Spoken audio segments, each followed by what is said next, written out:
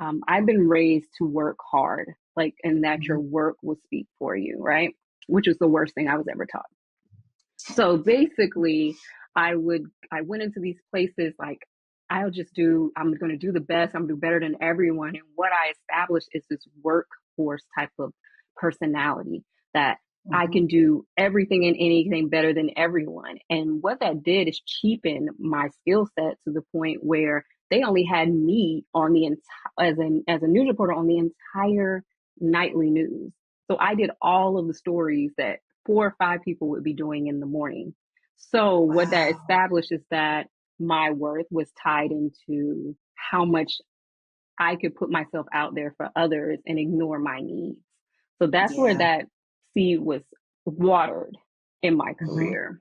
Mhm. And from there, I had pretty much a nervous breakdown, and my grandmother died. My she's my god grandmother, but she died a week after because they were best friends. And Mhm. I literally was shaken because I had not seen her, but I had moved to this area to be close to her, and I had not seen her in over a year. And so I was like, hmm, something's off. But the kicker for me, to get out of news, was when I went to their funerals and I came back and there was a note on my desk saying, "I know that your grandmother didn't really die." Hmm? Yeah. This is like it's a very interesting field of people that are dealing with a lot of dark subjects and dark Yeah. things. Like, even for me, I knew I had to get out of hard news because they would put me on murder and a lot of the Mm. hood stories because I was the Mhm. token. And I Mhm. began to feel my empathy change for people because I just would see Mm. murder, murder, murder all the time.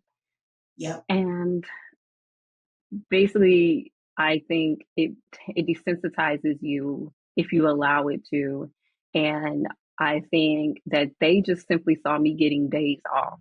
The person, whoever Yep. this was, and I hope they're doing better now. But um, like, yeah, they saw that I was getting days off, and they were upset. And Yep. And so then considering all the work that you were doing to too, feel now they have to do it. Mhm. that's exactly it. They were pissed off about that. But yeah, I got out of news and went into digital communications, which is something that I work in now. Um, so I started working for major hospitals, major organizations in academia, secondary academia, colleges, Mhm. school of medicine. And I still took that same workhorse mentality on because, like, that's how I needed validation. I needed someone to tell me I did something right or I did something better or things like that. And I would never call out of work, always be in early, not to be confused with on time, but early, and and be in early and also leave late. But it was one day that I stepped outside and I was getting ready for work. I walked out of the shower and I felt a sharp pain in my abdomen, like almost like somebody had stabbed me with a knife. And I just keeled over and fell and woke up and looked around and was like, what is going on? And my first thought was like, oh my God, I'm gonna be late for work. Mm. Looked at my phone, saw my phone, everyone's texting me, where are you? You need to call out before you're sick. Then I'm like, oh no, I'll be there. I just, you know, I felt a Wow. little ill. I didn't want to tell them everything that was going on, right? Because you don't feel comfortable in many toxic workplaces telling people what's really going on. And it's your privacy, but you know that you're not supposed to tell them everything that's going on. And so I went to the emergency room. They took me back instantly. The nurse looked at me and was like, has anyone ever talked to you about the tumor in your abdomen? I was like, What?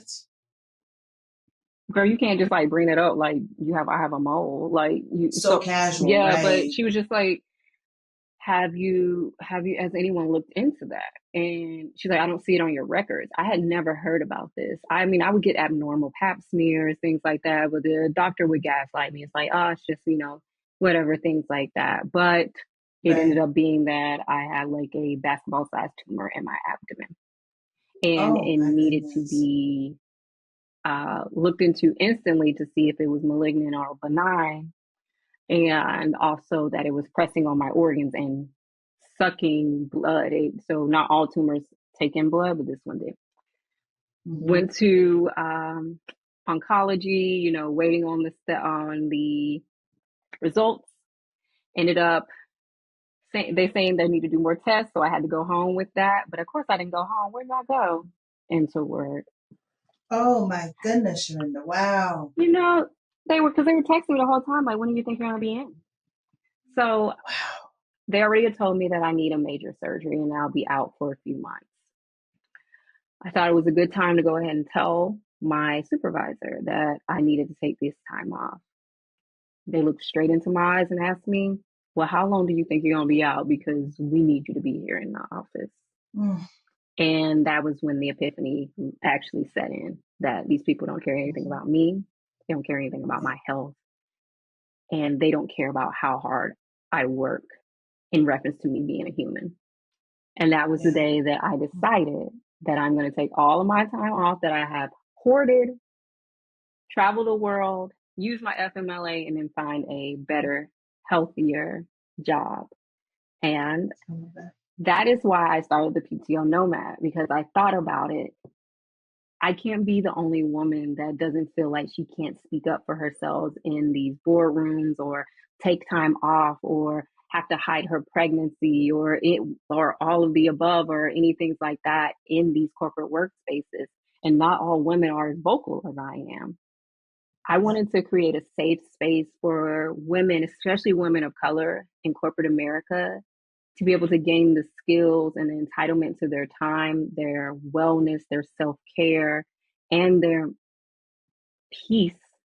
Like, Yeah. we are entitled. Yeah. We have ownership of that. And through the PTO Nomad, I encourage everyone in my community to take their time off, their paid time off, Mm-hmm. because over 400 million hours go left on the table in the United States. Mm. Women Jesus. are the ones that take 13% less time off than men, due to guilt, due to feelings of they're going to be left Mm. behind or their job is gone. And